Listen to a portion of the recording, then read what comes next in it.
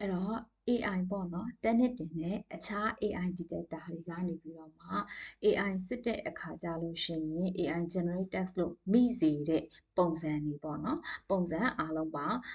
10မျိုးလောက်ရှိပါတယ်အဲ့တော့ဒီမှာကတော့4မျိုးကိုပဲပြောပြပေးသွားမှာဖြစ်ပါတယ်အဲ့တော့ name 1ကပါလဲဆိုတဲ့အခါကြလို့ရှိရင်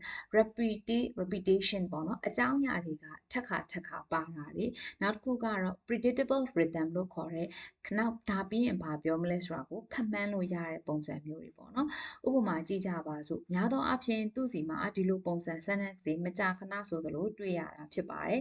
it presents their features emphasize their strengths and explain their benefits ဆိုပြီးတော့မှဒီလိုမျိုးရေးထားတယ်ပေါ့နော်အဲ့တော့ဒီလိုပုံစံဆိုလို့ရှိရင်ဘယ်လိုမျိုးလေးပြန်ပြင်ရေးလိုက်တဲ့အခါမှာအဆင်ပြေနိုင်လဲအဲ့တော့ဒီလိုရေးထားတဲ့အခါကြလို့ရှိရင်တော့ this comparison highlight နော်အဲ့တော့ဒါကဘာကိုပြောချင်တာလဲဒီမှာ key features of each method နော်အဲ့တော့ဒီမှာဆိုလို့ရှိရင်တစ်ခုချင်းစီကိုရှင်းပြမယ် explain နော် key features နော်ဒီ features ဆိုတဲ့စကားလုံးကိုပြန်ထည့်လိုက်တယ် key features of each method နောက်တစ်ခုက explain their how their strengths complement one another ဒီမှာဒါပေမဲ့ဘာပြုတ်သွားပြီလဲဆိုတဲ့အခါကြလို့ရှိရင် explain their benefits ဆိုတဲ့စကားလုံးကတော့ပြုတ်သွားပြီစသဖြင့်ဒီလိုမျိုးပြန်ပြင်ပြီးတော့မှရေးရမှာဖြစ်တယ်နောက်တစ်ခုကကြတော့ generate or over polished language ပေါ့နော်သူကစကားလုံးသုံးနှုန်းတွေကပို့ပြီးတော့မှကောင်းမွန်တဲ့ဆိုတဲ့ပုံစံမျိုးတွေရေးထားတာเนาะဒီလိုစကားလုံးအသုံးနှုန်းတွေ interchangeable เนาะဒီလိုမျိုးစကားလုံးတွေစသဖြင့် AI like pattern မှာဆိုလို့ရှိရင် grammar တွေမှန်နေတာမျိုးတွေเนาะပြီးသွားတဲ့အခါကြလို့ရှိရင်ပို့ပြီးတော့မှဘယ်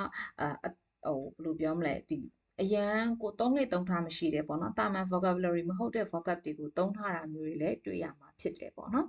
အဲ့ဒါမျိုးတွေဆိုလို့ရှိရင်လည်းပြန်ပြင်ပြီးတော့မှရေးသင့်ပါတယ်ပေါ့နော်ဒီမှာဆိုလို့ရှိရင် affected to for analysis ပေါ့နော်ဒါကဘာလဲဆိုတဲ့အခါမှာ affected to ဆိုတာက general ဖြစ်တဲ့ပုံစံမျိုးနဲ့ရေးထားတာဖြစ်တယ်ပေါ့နော်အဲ့တော့ scalable tool for database performance analysis เนาะဒါဆိုလို့ရှိရင် data က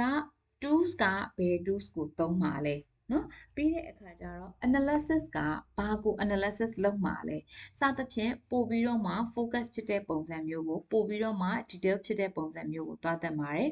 နောက်တစ်ချက်ကကြတော့ lack of depth or synthesis ပေါ့နော်ဒါလည်းဟုတ်ပါတယ်ဘယ်လိုမျိုးလေးတွေတွေ့ရလဲဆိုတဲ့အခါကြလို့ရှိရင် paragraph summarizes rather than connect ideas ပေါ့နော်အဲ့တော့သူက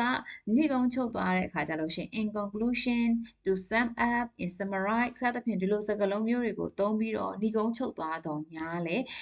အပေါ်မှာပြောပြခဲ့တဲ့အကြောင်းအရာတွေကို connect လုပ်ပြီးတော့ပြောတာမျိုးမဟုတ်ဘဲနဲ့ general paragraph လိုမျိုးဖြစ်နေတာမျိုးလေးတွေအပေါ်ယံလေးတွေပဲပြောထားတာမျိုးလေးတွေကိုတွေ့ရမှာဖြစ်တယ်နောက်တစ်ခုကကြတော့ impersonal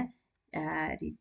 template ပေါ့နော် template speaks openly ပေါ့အဲ့ဒါကဘာလဲဆိုတော့ဒီမှာ this paper we discuss ပေါ့နော်ပြီးရင် in conclusion in summarize this analysis compare by contrasting စသဖြင့်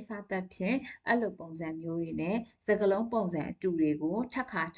တွေ့ရမှာဖြစ်တယ်အဲ့ဒီလိုထပ်ခါတွေမတွေ့ရအောင်ဘာလုပ်ဖို့လိုလဲဆိုတဲ့အခါကျတော့သူ့ရဲ့ pattern တွေကိုနားလည်ထားဖို့လိုအပ်တယ်အဲ့လိုနားလည်ထားပြီးတဲ့အခါကျရင်အဲ့ဒီ pattern တွေကိုပြန်ပြီးတော့မှ break down လုပ်နိုင်ဖို့လိုအပ်တယ်ပြီးသွားတဲ့အခါကျလို့ရှိရင် paraphrasing ပြန်လုပ်နိုင်ဖို့လိုအပ်တယ် proofreading လုပ်နိုင်ဖို့လိုအပ်တယ် editing လုပ်နိုင်ဖို့လိုအပ်ပါတယ်အဲ့ဒီ skills တွေကိုလိုချင်တယ်ဆိုလို့ရှိရင်တော့ academic support ကနေပြီးတော့မှဖွင့်ထားတဲ့ recorded video အတန်းလေးရှိပါတယ် AI to non AI ပေါ့နော် humanize ဘယ်လိုလုပ်မလဲ AI features တွေကိုဘယ်လို break down လုပ်ပြီးတော့မှ AI ကိုအသုံးပြုပြီးတော့မှကိုယ့်ရဲ့ writing မှာအသုံးပြုမလဲဆိုတာတွေကိုသင်ပေးသွားမှာဖြစ်ပါတယ် more detail let's meet in class bye bye